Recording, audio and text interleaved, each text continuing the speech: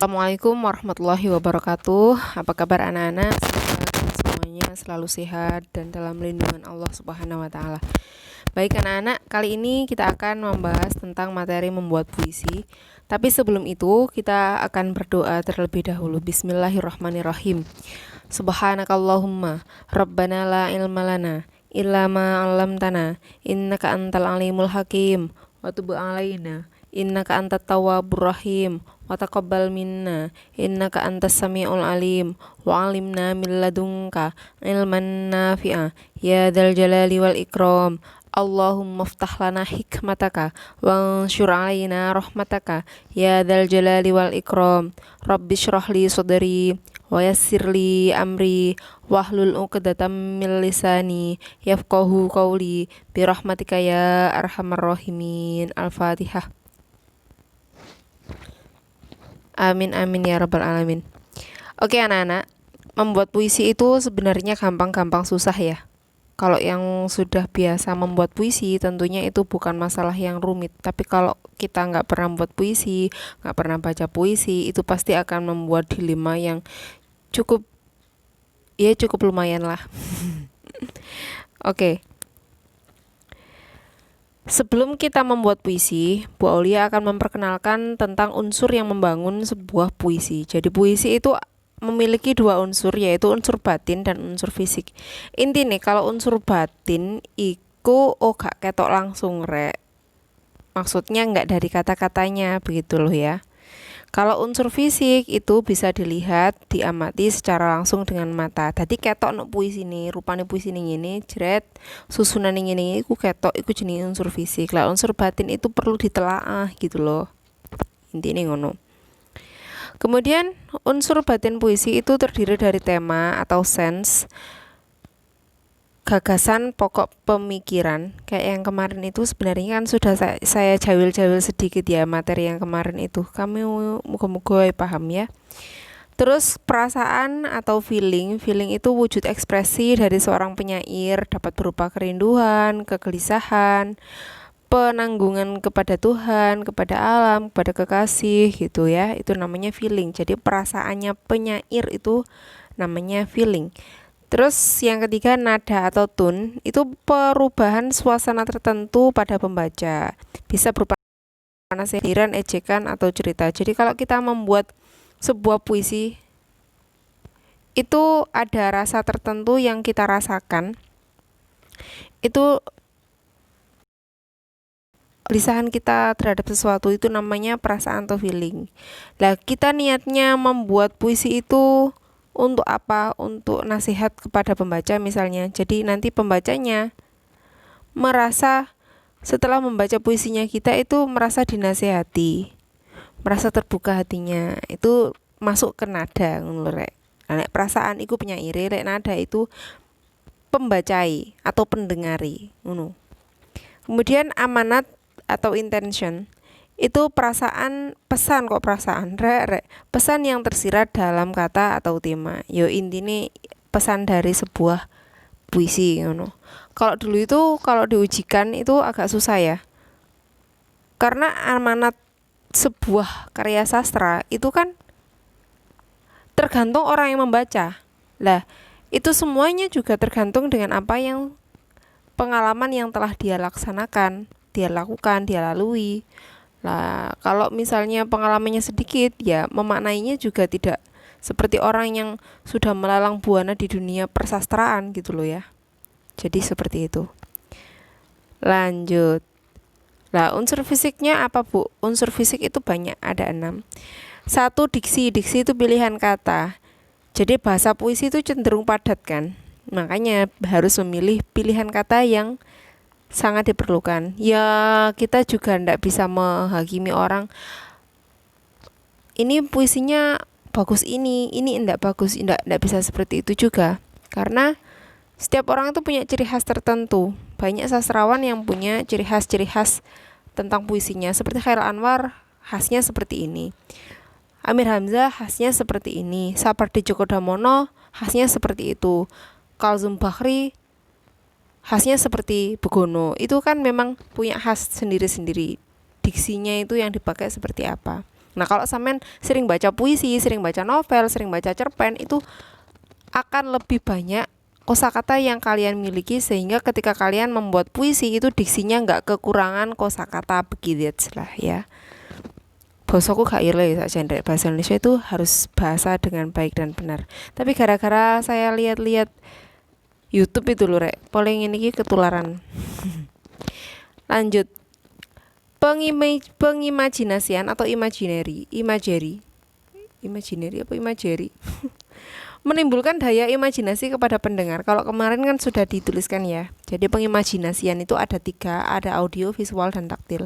Audio itu pendengaran, visual itu penglihatan, taktil itu perabaan atau pengecap gitu ya. Kata konkret itu kata yang bisa dibayangkan dengan mudah oleh pendengar.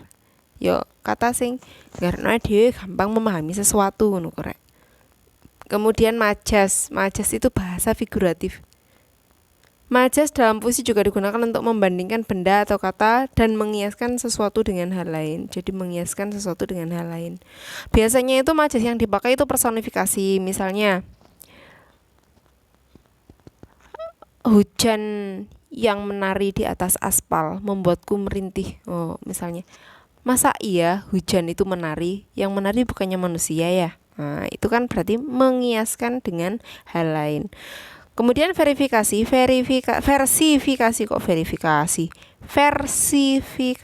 itu ada rima, ritme, dan metrum. Rima itu pengulangan pada setiap baris. Kamu kalau inget dulu zaman MI biasanya diulang sajak lah, itu ya rima itu sajak, pengulangan pada setiap baris.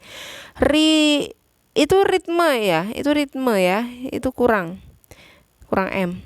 Ritme atau irama itu naik turunnya suara secara teratur. Kamu baca puisi itu kan ada nadanya gitu ya. Metrum pengulangan tekanan kata. Kemudian tata wajah atau tipografi. Jadi puisi itu kan tersusun dari bait-bait gitu ya. Kalau misalnya paragraf itu kan kayak prosa ngono rek. Bahkan titik, koma, tanda tanya itu kan mempunyai makna tertentu. Makanya tata wajah atau tipografi itu mempengaruhi sebuah puisi. Nah, makanya aku diarani unsur fisik puisi. Ngono ya. Wes, itu masalah unsur batin dan unsur fisik sebuah puisi. Saiki teknik pasang kata. Aslinya membuat puisi itu banyak caranya. Bahkan kalau kita nggak usah pakai teknik pasang kata pun, kalau kita lagi mood atau lagi kesurupan, kata dosen saya dulu gitu, ada yang namanya perasaan yang lagi bercampur aduk, misalnya kita pas curhat gitu ya, pingin curhat tentang sesuatu terus kita nuliskan sesuatu, itu namanya sastrawan kesurupan katanya. Jadi mesti bisa membuat puisi unek-unek. Itu ada juga yang tiap hari membuat puisi, bahkan kalau curhat pun koyok-koyokannya update status itu koyok-koyok nggak puisi, padahal dia curhat biasa. Ya itu kelebihan orang-orang ya. Nah sekarang teknik pasang kata bagi kalian-kalian yang kurang bisa membuat puisi, nah ini bisa dipakai ya, ini mudah kok. 1, tentukan tema. 2, pilih kata atau diksi yang inspiratif sesuai tema. Wes gampangane tulisan ae rek, opo ae sing menurut kalian sesuai dengan tema itu. Jadi tulis semua kata yang menurut kalian sesuai dengan tema itu. Lah engko gak kudu kabeh dilebokno puisi, lebokno sing cocok ae, ora usah pusing-pusing kuwi gak cocok. Cocok urusane mburi rek, pokoke intine tulisan tok ae ya. Nomor 3, pasangkan kata inspiratif tersebut dengan kata lain hingga membuat bait puisi yang menarik.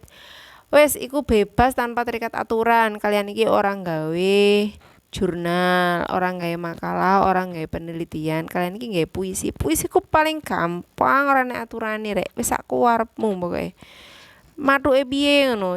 Itu kan style kalian gitu loh ya. Ngono. 4, baca ulang puisi kalian setelah sampean membuat baris demi baris, bait demi bait, itu kamu baca ulang. Nah, ketika kamu membaca ulang, itu kan mesti enek perasaan, iki gak cocok deh, revisiin rek, gak apa-apa. revisi niku sing kurang pas gantiin ngono. Iku jenenge revisi. Tapi bisa juga pas ketika kalian membuat terus mari ngono kok gak tek yo, iku langsung hapusin gantiin gak apa-apa, iku wajar sekali. Kadang-kadang saya juga seperti itu. Nomor 6, tentukan judul yang menarik. Nah, nek semari kabeh sret, tentukan judul yang menarik. Kembali lagi ya, saya tegaskan. Kamu buat puisi, kadang-kadang itu merasa kok gini ya, kok jelek, kok gini, kok kurang pas, kurang ini, kurang ngono, kok gak iso koyo iko. Koyo mbak iki ya, karena kembali lagi pengalaman menyelami ke dunia kesastraan dan bakat itu juga mempengaruhi. Nah, kalian biar bisa membuat puisi yang baik juga sebaiknya sampean ngenet atau baca-baca puisi-puisi gitu ya tentang tema itu bisa membuat sampean mendapatkan pengalaman yang lain atau mendapatkan diksi yang bagus. Itu seperti itu carane ngono rek, ora langsung mak teratap dadi apik langsung ngono gak iso, itu proses ya. Lanjut, contoh membuat puisi lah. Iki aku ndadak rek, ndak gawe nih rek. Tema motivasi kehidupan. Kalian lah belajar ngono ya. Ya wis gak usah ketakutan, kita laksanakan aja. Kata atau diksi yang saya temukan ketika saya mendapatkan tema motivasi kehidupan itu adalah kata langit, malam, gelap, hitam, cahaya, renung, kilatan, relung hati, penguasa takdir, hembus, remah rasa, zikir, gemuruh kelam. Wis, iku sing tak temokno. Gak usah gawe puisi akeh-akeh. Aku pengin gawe puisi sing titik ae 2 bait. Aslinya judul iki keri-keri rek. Aku gak gawe judul dhisik yo. Bu Aulia gak gawe judul dhisik. Enek kata langit, malam, gelap, hitam iku. Sakarepmu, batok acak sapa sing didhisikno, endi sing tok dhisikno ora apa-apa, gak masalah. Jadi dari kata-kata itu Bu Aulia memasangkan kata. Enek kata langit tak dadekno, ku langitkan segala remah rasa. Padamu sang penguasa takdir. Kilatan cahaya demi cahaya menghembus renungan pikir. Ku langitkan segala gemuruh hati nan kelam. Padamu sang penguasa takdir. Menyibak gelap hitam malam, menembus pekat seruang zikir. Wah gak seru iku mau melisi lo ngomong rek. Gak apa-apa. Wis iku karangan saya yang sementara. Jadi ya itu dari kata diksi tadi terus dipasangkan. Kalau nggak cocok bisa kalian ganti-ganti sesuka hati kalian. Setelah itu aku kok ndelok iki cocoke dikei judul Padamu sang penguasa takdir, ya sakarepku rek tak kei judul iku ngono rek. Jadi seperti itu caranya ya anak-anak. Oke. Tugasnya adalah ada tugas Bu, yoyolah. Tugasnya adalah silakan sampean membuat puisi bertemakan motivasi. Motivasi apa? Terserah. Motivasi mencari ilmu bisa. Dan silahkan dikumpulkan ke Bu Aulia. Nanti tak kasih waktunya ya. Caranya wis bebas. Kalian mau pakai teknik apa aja. Teknik pasang kata, teknik sastrawan kesurupan, teknik apapun boleh, yang penting bagus ya anak-anak ya. Terima kasih, semoga manfaat. Mohon maaf. Assalamualaikum warahmatullahi wabarakatuh.